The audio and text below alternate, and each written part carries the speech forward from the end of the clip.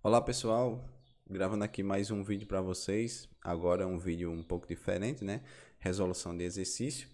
E para começar, eu vou pegar esse exercício aqui, 10-13, lá da ferramenta que a gente tem utilizado, né? A Bcrowd. Quase que não saiu o nome, mas saiu. Bcrowd, certo? Que a gente não tem edição, então vamos assim mesmo. Então o problema tá lá, né, descrito. Eu não vou ler aqui para a gente ganhar um pouco de tempo, mas basicamente o problema pede para que um programa em C ele leia três números, né? E aí seja devolvido o maior entre esses três, certo? E aí ele dá lá essa condição, né? Ele dá uma função lá para a gente seguir, essa função que eu vou seguir, mas daqui a pouco a gente fala sobre ela.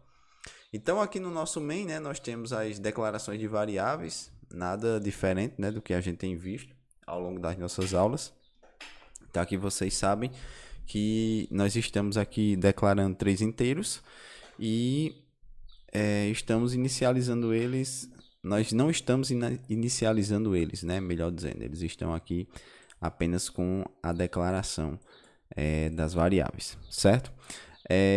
Aí aqui eu vou fazer nada mais do que a leitura das minhas variáveis, né? Vou ler os três inteiros aqui. Lembre que, como eu mencionei para vocês, o porcento %d ele diz para você que você vai ler um inteiro, não é isso? E aqui eu estou salvando, né? Eu vou salvar aqui nessas minhas variáveis aqui A, B e C. Após isso, eu vou fazer aqui o cálculo do maior número entre A e B. Eu vou chamar aqui a minha função maior, passando dois parâmetros para ela, né? Porque ela espera dois parâmetros, né? Ela está aqui esperando dois inteiros. Então vou passar aqui, vou chamar ela aqui passando A e B. Então vou receber aqui também e chamá-los de A e B. Como eu mencionei para vocês, esse nome aqui é um nome dessa função aqui, certo? Não necessariamente o que está lá, não necessariamente não. Isso não aponta, não significa que nós estamos mencionando exatamente as nossas variáveis aqui A e B, certo? Eu apenas estou chamando eles aqui de A e B. E aí eu vou retornar um inteiro, né? Essa função aqui retorna um inteiro. Eu vou retornar um inteiro para quem me chamou, que foi justamente aqui na minha linha 18, né? Tô chamando, vou salvar o retorno dessa minha função aqui na minha variável maior AB, porque eu tô querendo agora justamente fazer um comparativo de quem é maior entre A e B. Então lá no problema nós temos essa fórmula, né, que ele passa para a gente, a soma de A e B mais o número absoluto de A menos B. Isso aqui é justamente uma função que calcula o número absoluto de uma subtração, né? Isso aqui nada mais vai nos garantir que se esse número aqui, se essa subtração, melhor dizendo, der negativo, essa função aqui vai transformar isso em um número positivo, né? Então, isso aqui vai me garantir que sempre isso aqui seja positivo, certo? E após eu vou dividir por 2. Então, eu vou fazer um retorno dessa soma aqui, dessa conta, né? Digamos assim. E isso vai ser salvo aqui em maior AB, certo? Então, após eu saber quem é maior entre A e B, eu tenho como saber qual é o número maior, se é A ou se é B ou se é C. Percebam que aqui eu vou ter um retorno de quem é maior. Vamos supor que seja A. Então A vai ser maior, eu vou gravar aqui em maior AB. E aí eu vou mandar justamente maior AB aqui para minha função de novo, vou chamar minha função mais uma vez.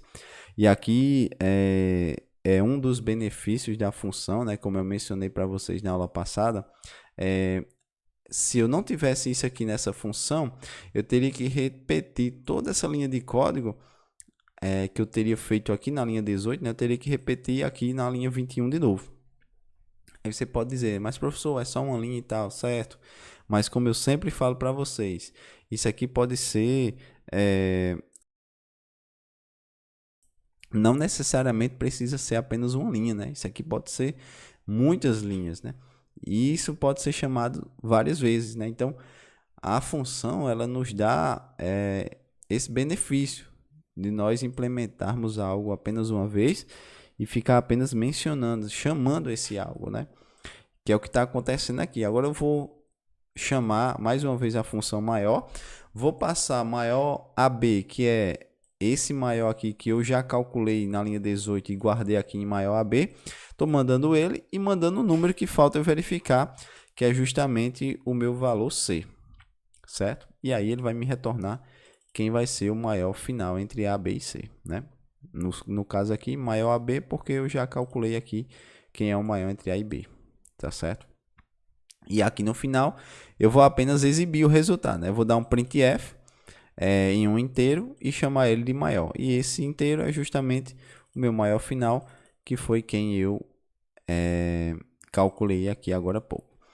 Então, para a gente fazer um teste aqui, né? Rodando isso aqui, vou levantar aqui um pouquinho, porque ficou preso. Ele vai dar um aviso aqui da nossa função ABS, mas está tudo bem. Então, se eu mandar 1, 2, 3, ele vai me dizer que 3 é o maior, né? Então, aparentemente está funcionando como deveria. Deixa eu falar aqui um pouco sobre as importações das bibliotecas, né? Que a gente já vinha usando, né? Inclusive, a gente já vinha usando em todos os nossos programas a stdio, que essa daqui ela é responsável para que a gente possa usar o scanf, o printf, entre outras coisas e tal. Essa include math.h é justamente algumas bibliotecas de matemática, né? Cálculo matemático, que já estão prontas, né? Isso aqui, quando eu faço esse import aqui na linha 2, eu estou habilitando o uso desse ABS aqui na linha 8, tá? Então, entre outras coisas que a gente vai ver ao longo dessa aula, né? Esse include aqui, ele me habilita a usar essa função ABS aqui, tá bom? Então, agora vamos jogar o nosso código aqui lá no bcrowd para ver se ele aceita e vamos ver a saída, né? Então, aqui no bcrowd, né, a gente tem o problema 1013, como eu falei para vocês, o maior, né? E aqui nós vamos submeter o nosso código, né, o código que estava lá no OnlineGDB. Vou colocar ele aqui, e aí nós vamos ver o que é que vai acontecer aqui, né? Então, vou enviar aqui. Vai pedir aqui para eu calcular esse negócio, marcar os semáforos e tal, dizer que eu não sou um robô. E aí, foi aceito, né? Ele dá todas essas festividades aí, enfim. Então aqui está o nosso programa e tal. Isso não quer dizer que é a única forma, né, de resolver, como eu tenho falado para vocês, programação tem esse benefício, né? A gente pode fazer a mesma coisa de várias formas diferentes, mas isso aqui é a minha solução, tá bom? Então se você fez diferente, mas se você colocou aqui e ele aceitou, então tá tudo certo. O que eu vou dizer, o que eu posso dizer que não está certo é se você não usou uma função, né? Se você fez tudo aqui no main. Mas acredito que todos vocês fizeram, tá certo? Vamos para o problema número 2. Continuando aqui, nós temos agora o nosso segundo problema, né? O problema 1036, que vai falar sobre o cálculo, né, das raízes quadradas, né? Então aqui nós temos mais uma vez, né, como eu falei, o include math, que a gente não tinha falado ainda, mas alguns alunos usaram, né? Eu vi aí nas respostas. Nesse caso aqui, esse include aqui da linha 2 vai habilitar para que a gente use essa função sqrt, que calcula justamente a raiz quadrada de um número, certo? Então aqui nós temos o cálculo das raízes, né, da equação de Bhaskara, melhor dizendo. Esse é o nosso problema, onde nós vamos ler aqui 3 doubles, né, e passar para a nossa função para que a gente possa calcular quais são as raízes, né, dessa nossa equação de Bhaskara. Então aqui eu vou ler, estou declarando na verdade os 3 doubles aqui, e aqui eu vou fazer a leitura deles, né, através do scanf, algo que vocês já estão familiarizados.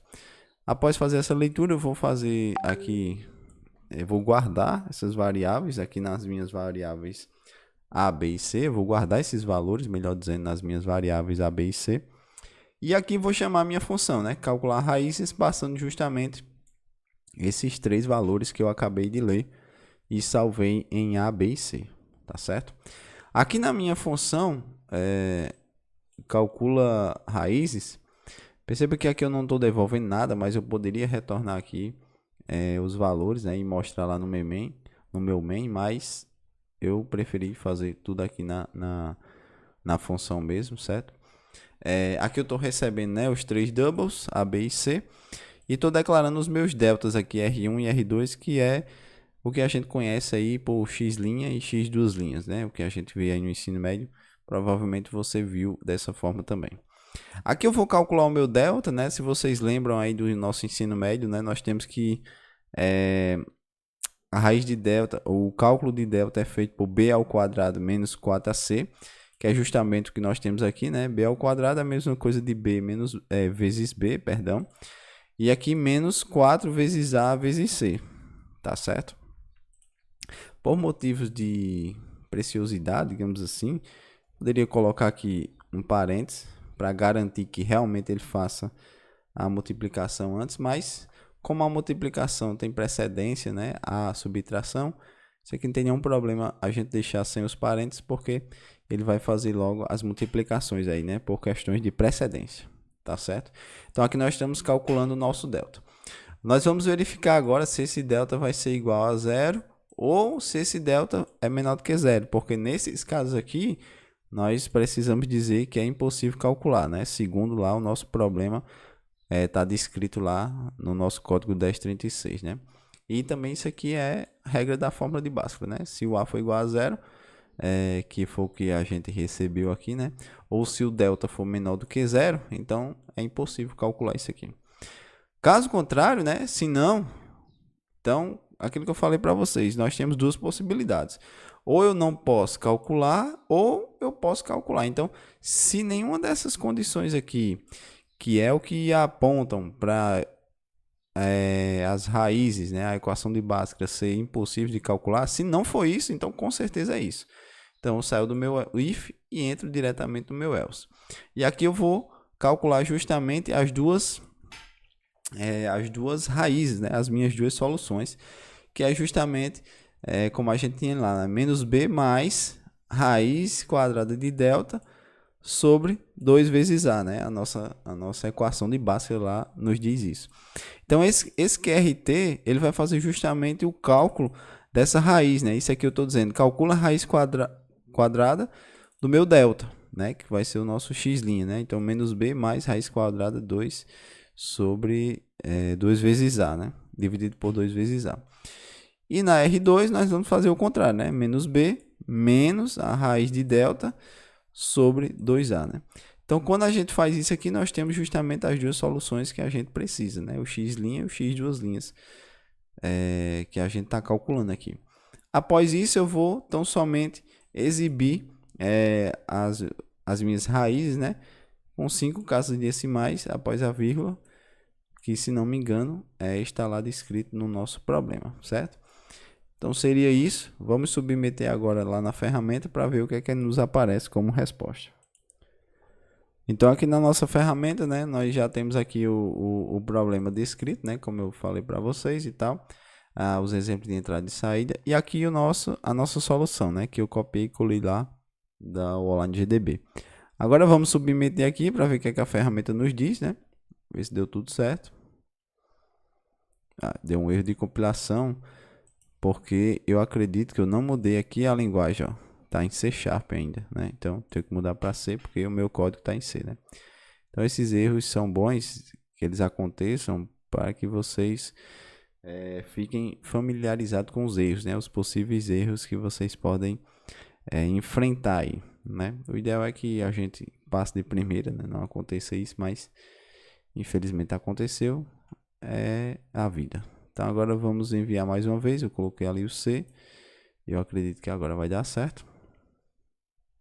Tá rodando aí, tá comparando aí, sim. Ele aceitou a minha resposta, disse que é uma resposta válida. Então pronto, mais uma vez, isso aqui não é a única forma de fazer, né? Principalmente essas questões aqui de exibição, você pode fazer de uma forma diferente. Esse aqui é apenas uma forma de fazer, de resolver esse problema aqui, tá certo? Agora vamos para o nosso terceiro. Mais um problema nosso aqui, agora o nosso 1051, né?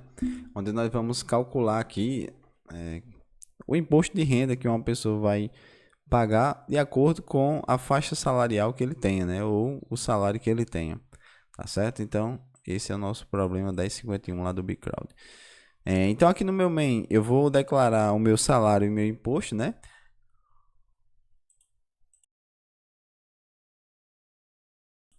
São duas variáveis que eu vou precisar aqui do tipo double, né? Salário e imposto. E aqui eu vou fazer a leitura do salário, né?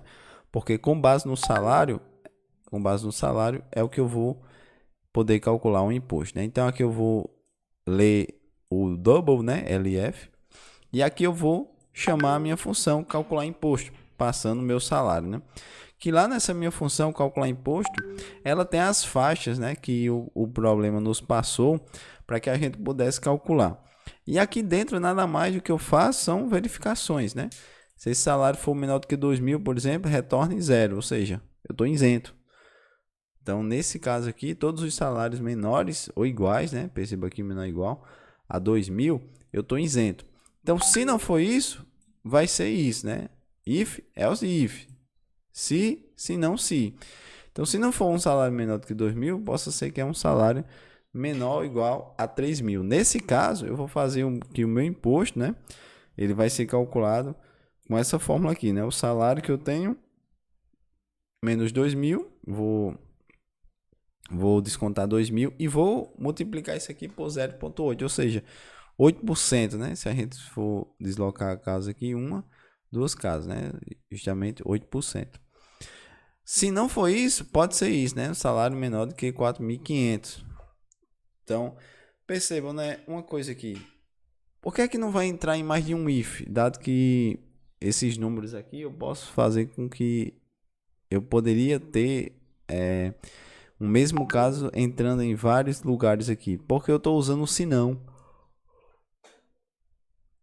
Então, nesse caso, eu estou dizendo que se eu entrar aqui em algum senão se desse, eu não entro em outro, né? Ou seja, só temos dois, né? Então, se eu entrar aqui, eu não vou entrar aqui, que teoricamente é a mesma coisa, né? Se um número é menor do que 3.000, ele também vai ser menor do que 4.500, não é isso?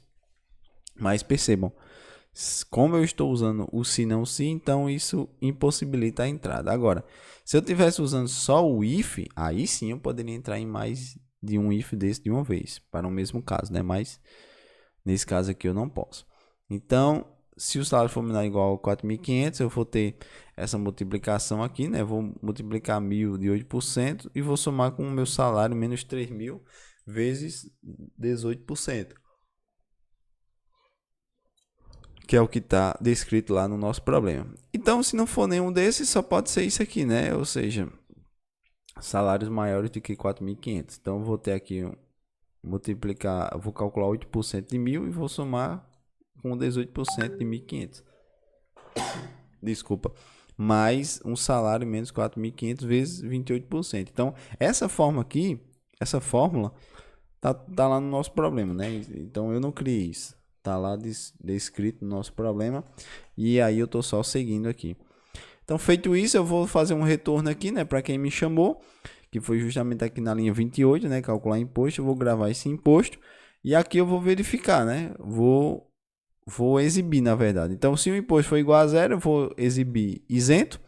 Se não for, eu vou mostrar quanto foi o imposto. Quanto foi o imposto que eu calculei aqui na minha função calcular imposto. Certo? Então, vamos ver aqui como é que isso vai ficar no nosso Bcrowd.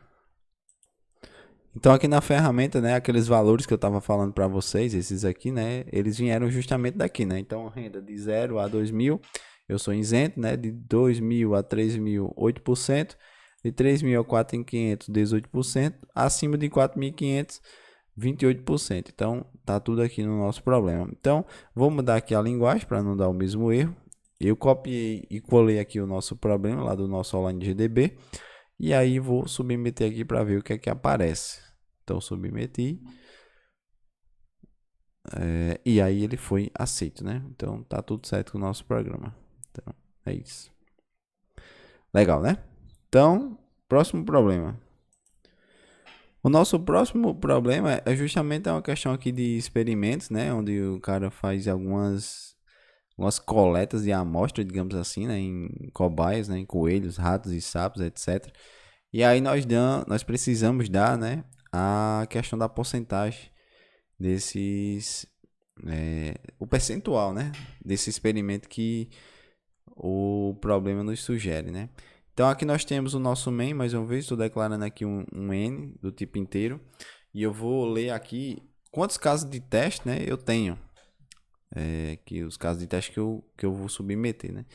Então após eu fazer a leitura disso, eu vou fazer aqui chamar a nossa função, né, calcular cobaias, passando n, que é justamente a quantidade de casos que eu vou fazer, né? Aqui eu estou declarando todas as minhas variáveis, né? E algumas eu estou inicializando com zero, justamente para não ter nenhum perigo de fazer um cálculo errado. E aí, com base nesse n que eu recebi aqui, eu vou fazer as minhas leituras aqui através de um laço de repetição, né? Que aqui eu vou ler justamente a quantia, que vai ser um inteiro, e um caractere, né? Até então a gente não tinha visto %C. %C ele vai me dizer, ele vai me permitir ler um caractere, né? Seja A, B, C. No nosso caso aqui, C de coelhos, né? R de ratos e S de sapos. Então é isso que ele vai nos proporcionar aqui. Então vou fazer um laço de repetição com N testes, que foi o que eu recebi aqui como parâmetro da minha função. E aqui eu vou fazer as leituras, né? Tanto de quantia quanto de tipo. Então aqui eu vou somar tudo, né? Total recebe mais igual a quantia. Perceba aqui que o nosso quantia ele começou com zero, né? Começou zerado. E aqui eu vou fazer as verificações, né? Se for do tipo C, eu vou acrescentar o total de coelhos mais igual a quantia, né? Que foi o que o cara passou aqui pra gente, né? A soma. Se não, se tipo for R, total de ratos mais quantia. Então vou calcular o que tem lá mais a quantia. Se não for isso, eu vou para o else, que é total mais total de sapos mais igual a quantia. Então o que é que eu estou fazendo aqui? Eu estou fazendo um acréscimo nas minhas variáveis com base em cada experimento. Então quando eu fizer um do tipo coelho, eu vou aumentar a variável do tipo coelho. Quando eu aumentar um tipo do tipo rato, eu vou aumentar a variável do tipo rato. E quando não for isso, vai ser um sapo. Então eu vou aumentar a variável do tipo sapo. Então aqui eu tenho as porcentagens: double % coelho, percent ratos e percent sapos, que seja total de coelhos vezes 100 dividido pelo total, né? Ou seja, essas variáveis aqui são as variáveis que a gente calculou aqui dentro, né? Que a gente foi incrementando com base em cada tipo. Agora eu estou pegando elas e multiplicando por 100, né? E estou dividindo por total para que a gente possa trabalhar isso como meio que uma porcentagem. Aqui eu vou exibir os valores, né? Então, total, cobaia, eu tenho um N, que é o total. E aqui eu vou ter o total de cada um, né? O total coelho, o total de ratos e o total de sapos. E aqui, por fim, o percentual de cada um. Coelhos, ratos, ratos e sapos, certo? Então aqui nós temos mais um probleminha aí. Interessante esse. Não é tão difícil, mas a gente precisaria pensar um pouco. E a gente tem esse problema aí. Vamos passar agora para a ferramenta para ver se ela aceita. Então aqui já na nossa ferramenta, eu já copiei e colei aqui o nosso problema. Vou transformar aqui na linguagem C, desculpa. E eu vou submeter aqui para ver o que é que acontece, né? Então enviar. Ele está analisando o código e aceitou. Então nosso problema aqui está solucionado através do nosso código, certo? Vamos para o último agora. Então, por fim, o nosso último problema aqui vai ser o 1101, né? Lá do nosso Bcrowd. E nós vamos fazer leituras aqui, né, de dois valores não determinados até que um deles seja menor ou igual a zero. Então, como eu falei para vocês, né, quando eu não sei a quantidade de vezes que eu vou ler algo, né, que eu vou repetir uma determinada ação, que no caso aqui é uma leitura. Então, como eu não sei quantas vezes, eu vou fazer enquanto 1. O que é que significa esse 1? Esse 1 aí quer dizer que ele vai rodar isso aí infinitamente até que essa condição aqui seja satisfeita e aí eu pare, né? para a execução em um valor menor ou igual a zero. Então, quando eu dou um break, então eu paro essa sequência aqui desse while, tá certo? Mas, como eu não sei quantas vezes eu vou rodar, ou seja, eu vou rodar até que um número aqui seja menor ou igual a zero, então eu vou ficar rodando isso aqui infinitamente até que eu tenha esse M ou esse N menor ou igual a zero. Quando isso acontecer, eu vou fazer um break aqui para que esse laço pare, né? Enquanto não, eu vou fazer leituras aqui dos inteiros, que são MN, e vou chamar aqui a minha imprime sequência e soma, passando esse M e esse N. Dentro da minha função, vou criar uma variável soma, né, começando em zero. E aqui, antes de começar, eu vou determinar quem é o menor valor, porque quem é o menor valor vai me dizer onde eu vou começar, né? Então, eu vou, se M for menor do que N, né, eu crio uma variável temporária e coloco o M lá dentro. Eu coloco o valor de N dentro da variável M e na variável N eu coloco a variável temporária que foi o que eu criei aqui. Então, com isso aqui nós estamos garantindo que nós estamos sabendo agora quem é o valor menor. Porque isso é importante? Porque eu preciso desse valor menor para fazer justamente o meu início aqui do meu for. Então, o meu laço de repetição com for vai iniciar no menor valor, né? E vou até o valor n, que do jeito que eu fiz aqui, vai ser o menor, tá certo? O maior, desculpa. Então, vou começar em m, que vai ser o meu menor número, e vou até n, que vai ser o meu maior número. E vou mostrar o meu i, que justamente o meu i ele vai variar aqui desse menor até o maior, porque eu tenho aqui um igual. Então, menor igual. Então, se meu menor for 2 e o meu maior for 5, então vou exibir aqui 2, aí vai para 3, o meu i incrementa, né? Está incrementando de 1 em 1. 3, exibo, 2, 3, aí vai para 4, então exibo, 4, 2, 3, 4, e vai para 5, que é menor ou igual a 5, né? Então 2, 3, 4, 5. Então eu paro porque agora eu atingi o meu limite aqui, né? Foi menor ou igual. Então eu paro e aí mostra aqui no final a soma. Sum, que é o que a questão está me pedindo, e a variável que está gravando tudo aqui. Então é isso. Vamos lá para a ferramenta, ver se o nosso problema é aceito, o nosso programa, a nossa solução. Então aqui já na nossa ferramenta, eu já colei aqui a nossa solução, né, que eu acabei de criar. E agora eu vou dar um submit aqui para ver o que vai acontecer, né? Então eu vou apertar aqui em enviar. Ele está analisando o código e aceitou, né? Então, pessoal, esse aqui é o nosso primeiro vídeo dessa série de resolução de exercício. Espero que vocês tenham entendido. E se ficou alguma dúvida, por favor, falem comigo através de um dos nossos meios de comunicação. Tá certo? Um forte abraço e até a próxima oportunidade, se Deus nos permitir.